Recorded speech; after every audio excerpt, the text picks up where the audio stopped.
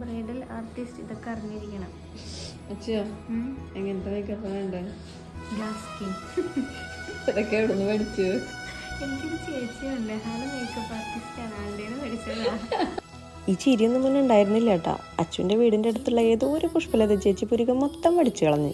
ഫേസിലെ hair ഒന്ന് remove ചെയ്യാൻ പോയതാണ് ആള്. ഐബ്രോസ് മൊത്തം കളയുന്നു വിചാരിച്ചില്ല. പിന്നെ ഒരുപാട് കഷ്ടപ്പെട്ടാണ് നമ്മൾ ഐബ്രോസൊക്കെ പഴയ പോലെ ആക്കി എടുത്തത്.